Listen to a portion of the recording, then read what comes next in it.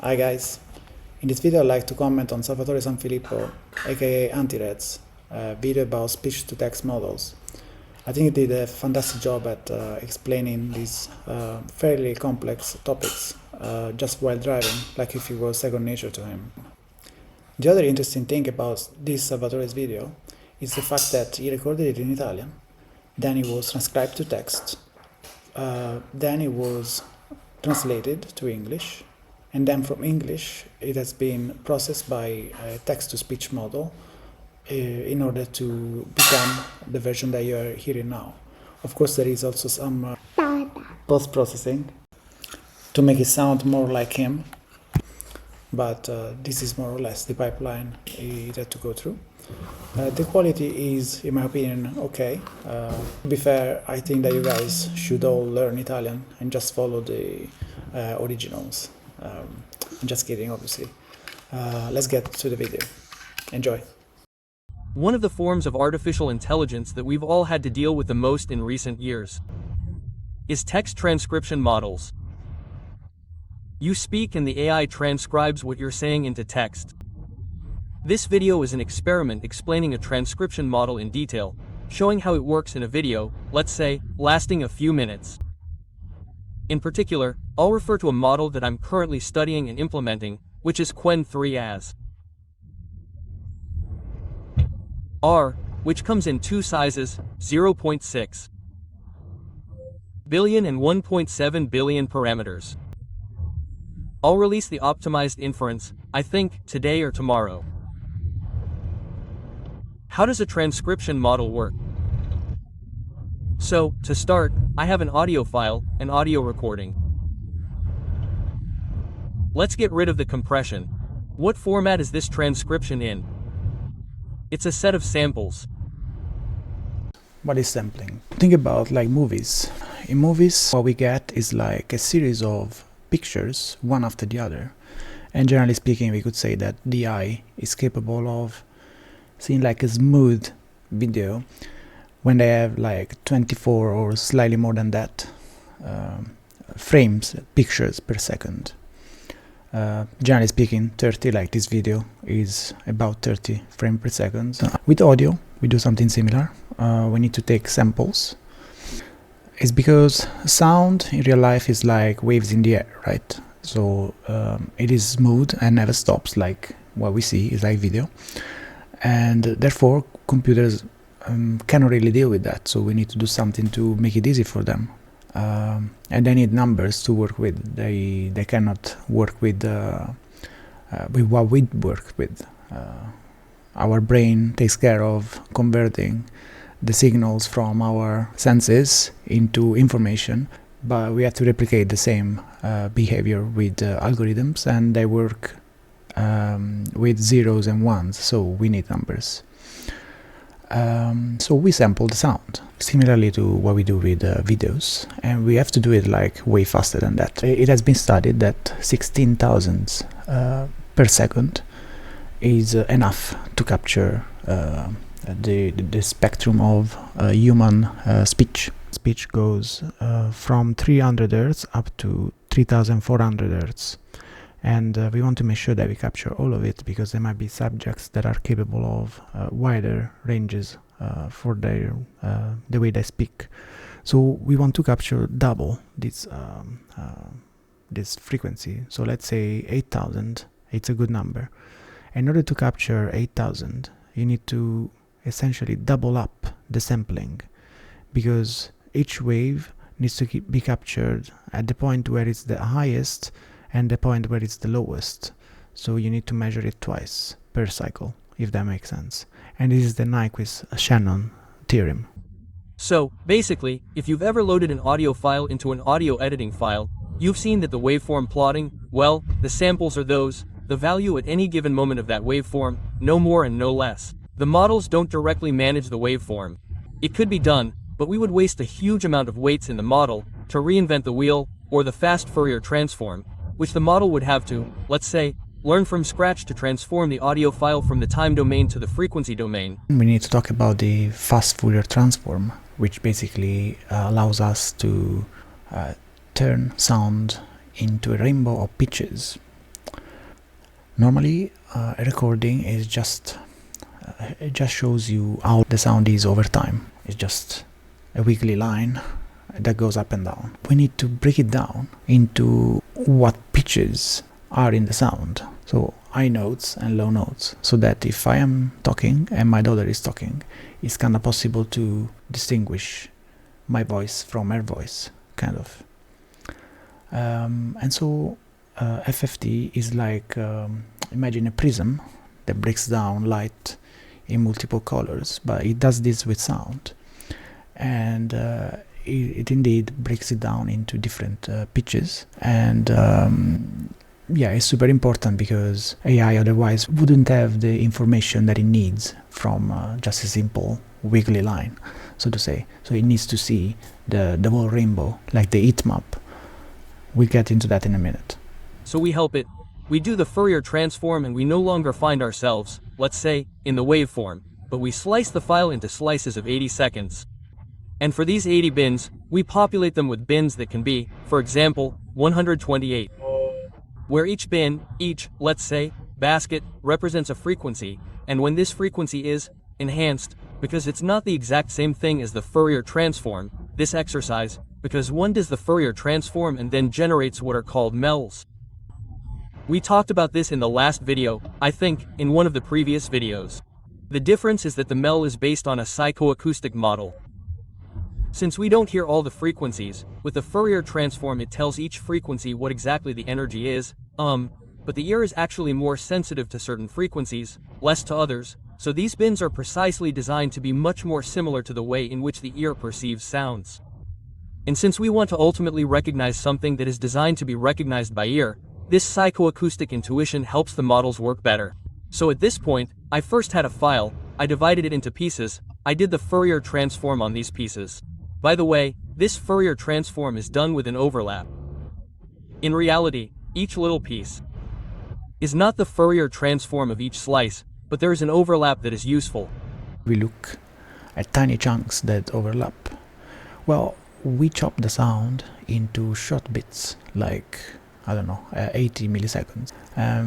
If the chunks don't overlap, we might miss a quick sound that happen right at the edge. So for example, like a sharp T or a P sound would be like split in half.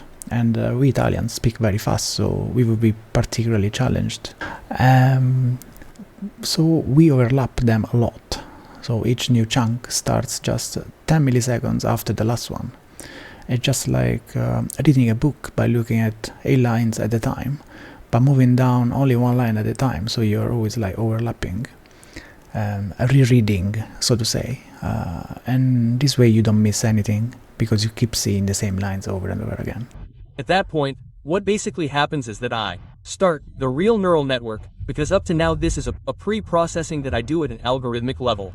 Well, the neural network usually starts with a 2D convolution, or sometimes 1D, but in modern models 2D. And you might say, but how 2D? But isn't the audio file a two-dimensional thing? Is it a list of samples? Well, not anymore. After we've transformed the audio file with the Fourier transform and then with the MEL, which is a representation, let's say, of the Fourier transform, in this frequency domain, in reality, if you think about it, like the spectrogram, it's an image, and so it makes sense at that point that some nearby slices have features that we want to capture together. So what is convolution? I think it's a very important concept if you are getting into AI and machine learning. So it's basically finding patterns. As programmers, we do that all the time. So we are very convoluted people, as you know. The spectrogram is basically like a blurry photo. And convolution is like sliding small pattern detectors over the photo. It's basically like the same trick used to recognize cuts in pictures. These detectors spot speech sounds like vowels, like open mouth sounds, or hissing like S sounds, or popping P sounds. And they do that by layer, and the computer this way builds up from simple patterns to like, this is the sound of the letter A. So this convolution is done, and there's a downsampling that basically after the convolution tightens the information we have by 8 times. So Quens is a very, very aggressive sampling.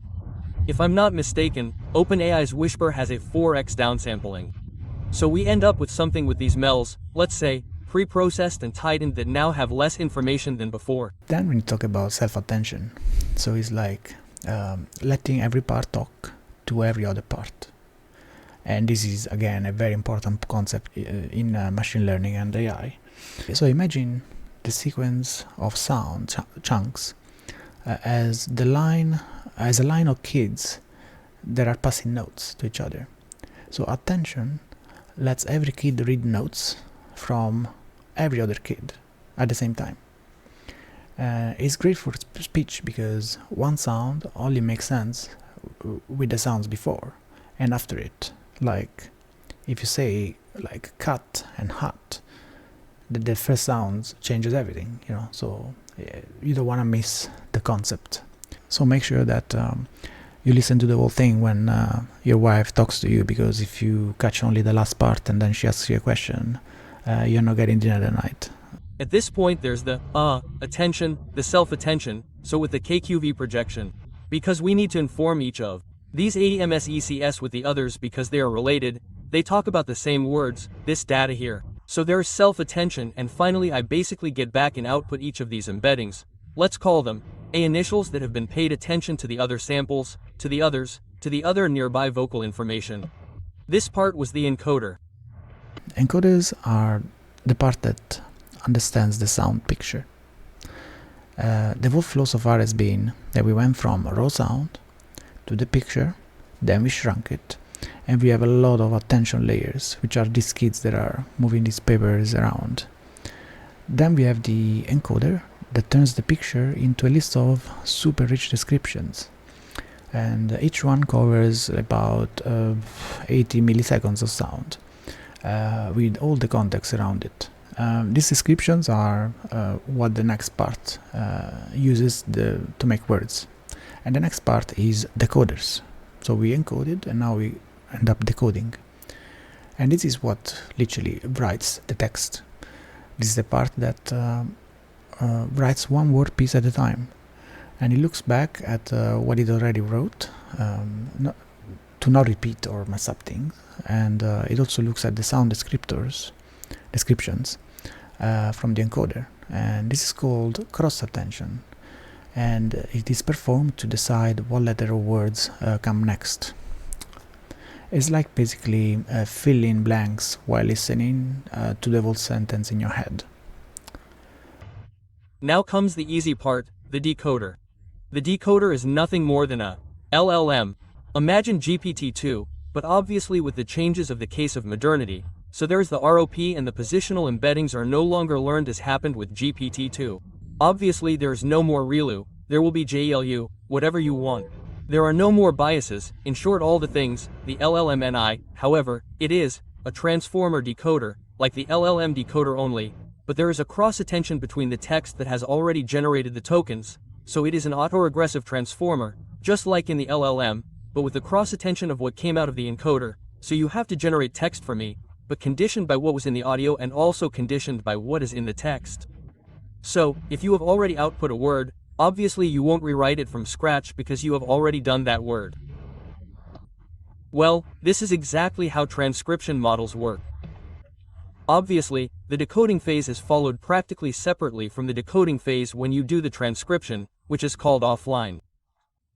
I have the entire file from the beginning, so what I do is basically generate all the emails, do all the encoding, then pass the samples through 2D convolution, through self-attention, then I take all these embeddings and move on to the next phase, in which there is the decoding part with the LM. And then I get my beautiful transcription.